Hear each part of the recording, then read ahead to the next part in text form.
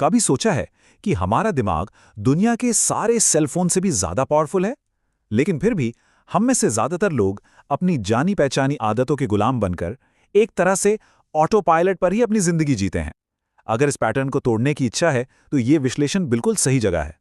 हम डॉक्टर जो डिस्पेंजा की जबरदस्त किताब breaking the habit of being yourself से जानेंगे कि खुद को बदलकर अपनी पूरी जिंदगी को कैसे बदला जा सकता है। स्मार्ट समरी हिंदी में आपका स्वागत है। तो चलिए बिना देर किए सीधे इस किताब की गहराइयों में उतरते हैं। आज का हमारा सफर कुछ ऐसा रहेगा। हम इन 6 कदमों से गुजरेंगे। सबसे पहले हम समझेंगे कि ये खुद होने की आदत आखिर है क्या। फिर हम बदलाव के पीछे की साइंस को जानेंगे, मन और शरीर के गहरे कनेक्शन को समझेंगे। फिर सीखेंगे कि इस आदत को तोड़ा कैसे जाए, एक नया भविष्य कैसे बनाया जाए और आखिर में उस नए इंसान की तरह जिया कैसे जाए। तो चलिए सबसे पहले और सबसे बड़े सवाल से शुरू करते हैं। हम अक्सर अपनी ही बनाई दुनिया में एक ही जगह फंसा हुआ सा क्यों महसूस करते हैं? ये एक ही लूप बार बार क्यों चलता रहता है? डॉक्टर जो डिस्पेंजा की ये एक लाइन पूरी किताब का सार है। आपकी पर्सनैलिटी ही आपकी पर्सनल रियलिटी बनाती है। इसका मतलब बहुत सीधा और गहरा है। अगर आज किसी की पर्सनैलिटी वही है जो कल थी, तो उसकी जिंदगी भी बिल्कुल वैसी ही होगी जैसे कल थी। अगर एक नई पर्सनल रियलिटी चाहिए तो एक नई पर्सनैलिटी बनानी होगी, यानी कोई और बनना होगा। और यहीं पर साइंस एक ऐसी बात बताता है जिसे सुनकर शायद आपको यकीन न हो। रिसर्च बताती है कि एक इंसान के दिमाग में दिन भर में 60 से 70 हजार विचार आते हैं, और चौंकाने वाली बात यह है कि उनमें से 90% विचार ठीक वही होते हैं जो एक दिन पहले थे। जी हाँ, 90%। और यही 90% विचार एक ऐसा चक्र बनाते हैं जिससे बाहर निकलना मुश्किल हो जाता है। देखिए, जब विचार वही पुराने होते हैं तो हम चुनाव भी वही पुराने करते हैं। वही चुनाव हमें वही काम करने पर मजबूर करते हैं। वही काम हमें वही पुराने अनुभव दिलाते हैं, और वही अनुभव हमारे अंदर वही पुरानी भावनाएं पैदा करते हैं जो फिर से उन्हीं पुराने विचारों को ताकत देती हैं।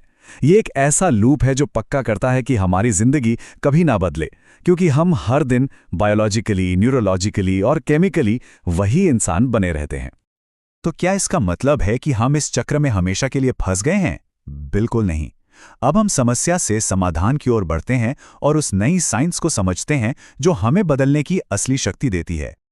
हमारी सोच में एक बहुत बड़ा बदलाव आया है। पहले पुराना मॉडल कहता था कि हम अपने माहौल के, अपनी परिस्थितियों के गुलाम हैं। लेकिन नया क्वांटम मॉडल कहता है कि असलियत सिर्फ वो नहीं जो दिखती है, बल्कि ये तो संभावनाओं का एक खुला मैदान है। मतलब अब हम चीज़ों के होने का इंतजार नहीं करते, बल्कि चीज़ों को करवा सकते हैं। हमारा मन हमारी दुनिया को आकार दे सकता है। ये सच में एक क्रांतिकारी विचार है। यहीं पर एपिजेनेटिक्स का कॉन्सेप्ट आता है। ये विज्ञान हमें बताता है कि हमारे जीन्स हमारी किस्मत नहीं है। 5% से भी कम बीमारियां ऐसी हैं जो सिर्फ एक जीन के वजह से होती हैं। ज्यादातर मामलों में तो हमारा तनाव और हमारा लाइफस्टाइल ही हमारे जीन्स को बीमारी पैदा करने का सिग्नल भेजते हैं। इसका मतलब साफ है कि हम अपने व्यवहार और माहौल को बदलकर अपने ही जीन्स को सेहत बनाने के सिग्नल भी भेज सकते हैं। और सिर्फ हमारा शरीर ही नहीं, हमारा दिमाग भी बदल सकता है। न्यूरोप्लास्टिसिटी का मतलब है कि हमारा दिमाग कोई हार्डवेयर नहीं है जिसे बदला नहीं जा सकता, बल्कि ये एक सॉफ्टवेयर की तरह है जिसे किसी भी उम्र में रीप्रोग्राम किया जा सकता है। जब भी हम कुछ नया सीखते हैं या अनुभव करते हैं, हमारा दिमाग खुद को रीवायर करता है।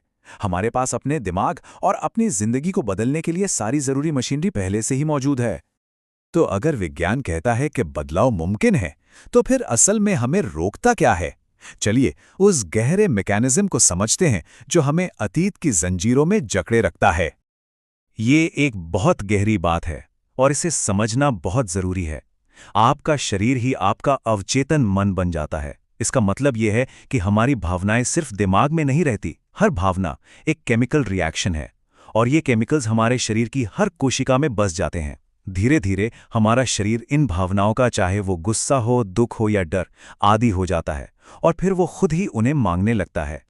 अच्छा, तो ये होता कैसे है? देखिए, एक विचार दिमाग में एक केमिकल बनाता है। शरीर उस केमिकल को एक भावना, एक फीलिंग के तौर पर महसूस करता है। फिर शरीर दिमाग को वापस सिग्नल भेजता है कि हाँ, मैं ऐसा ही महसूस कर रहा हूं, और फिर दिमाग उस फीलिंग से मिलते जुलते और ज्यादा विचार पैदा करता है, और बस ये सोचने और महसूस करने का एक ऐसा चक्र बन जाता है कि हमारा शरीर गुस्से, अपराध बोध या डर जैसी भावनाओं का केमिकली एडिक्ट हो जाता है। और इसका नतीजा एक ऐसा आंकड़ा जो हैरान कर देता है। 35 साल की उम्र तक पहुंचते पहुंचते हम जो भी हैं उसका 95% हिस्सा हमारे याद किए हुए व्यवहारों, हमारी भावनात्मक प्रतिक्रियाओं और हमारे अवचेतन प्रोग्राम्स का एक सेट बन जाता है। मतलब हम असल में ऑटो पायलट पर चल रहे होते हैं, जहां हमारा शरीर हमारे दिमाग को चला रहा होता है। तो अब आते हैं सबसे महत्वपूर्ण सवाल पर। इस आदत को कैसे तोड़ा जाए? हम अपने उस अवचेतन मन तक, उस सबकॉन्शियस ऑपरेटिंग सिस्टम तक कैसे पहुंचे जहां ये सारे पुराने प्रोग्राम्स चल रहे हैं?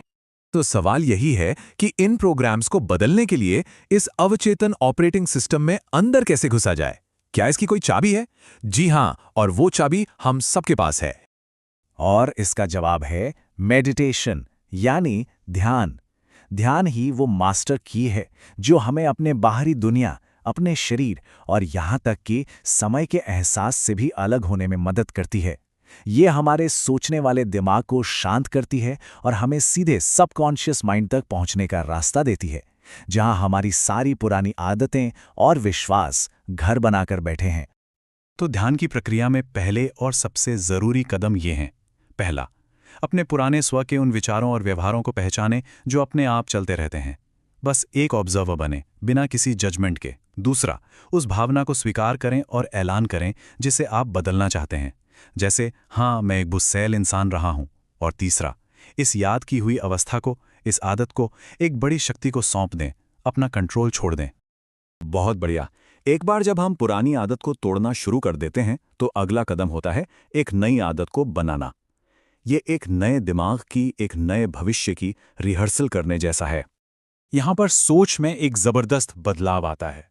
बदलाव का पुराना तरीका क्या है कि हम किसी बाहरी घटना का इंतजार करते हैं ताकि हमारी अंदर की फीलिंग बदले। लेकिन क्वांटम तरीका ठीक इसका उल्टा है। ये कहता है पहले बनो, फिर करो और तब तुम्हें वो चीज मिलेगी। हमें अमीर बनने के लिए अमीर महसूस करने का इंतजार नहीं करना है। हमें अमीर बनने के लिए पहले से ही अमीर महसूस करना होगा। इसे कहते हैं मेंटल रिहर्सल। सबसे पहले तय करें कि भविष्य में कैसा अनुभव चाहिए, फिर सोचें कि वो भविष्य महसूस कैसा होगा, और अब अपने आप को उस घटना से जुड़ी हुई भावना को अभी इसी पल महसूस करने दें। जब आप ऐसा करते हैं तो आपका दिमाग खुद को रीवायर करता है और आपका शरीर केमिकली बदल जाता है, बिल्कुल ऐसे जैसे कि वो घटना सच में हो चुकी हो। याद रखिए, दिमाग असलियत और कल्पना के बीच का फर्क नहीं जानता। अक्सर हम सोचते हैं कि हम एक नई असलियत को अपनी ओर आकर्षित करते हैं, लेकिन ये कहानी का सिर्फ आधा हिस्सा है। सच तो इससे कहीं ज्यादा दिलचस्प है, बल्कि हम उसकी फ्रीक्वेंसी पर ट्यून इन करते हैं। इसे ऐसे सोचिए, आपका साफ इरादा यानी आपका विचार एक टीवी का रिमोट है और आपकी गहरी भावना वो सिग्नल है जो आप यूनिवर्स में भेज रहे हैं। जब ये दोनों एक साथ मिलते हैं तो आप उस चैनल पर पहुंच जाते हैं जो क्वांटम फील्ड में पहले से ही मौजूद है। आप कुछ बना नहीं रहे, आप सिर्फ सही चैनल चुन रहे हैं।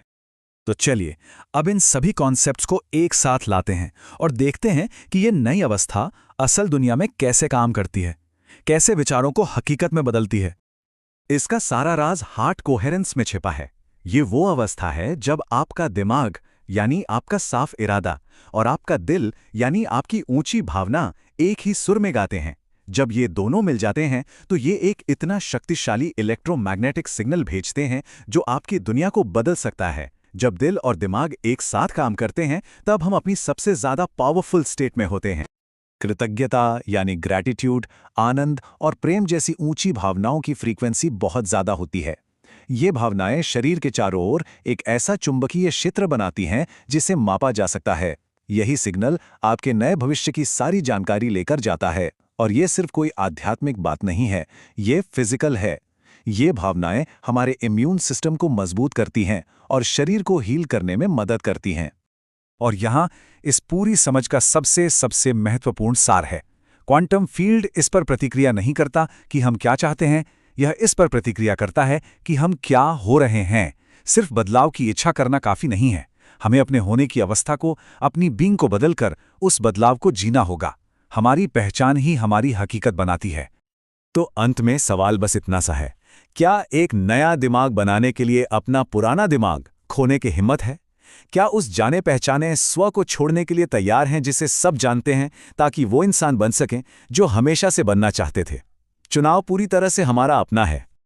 अगर इस विश्लेषण ने आपके दिमाग में एक भी नया विचार पैदा किया हो, तो इसे लाइक करें, सब्सक्राइब करें और अपने उन दोस्तों और परिवार वालों के साथ शेयर करें जो अपनी जिंदगी को अपग्रेड करना चाहते हैं। देखने के लिए बहुत बहुत धन्यवाद।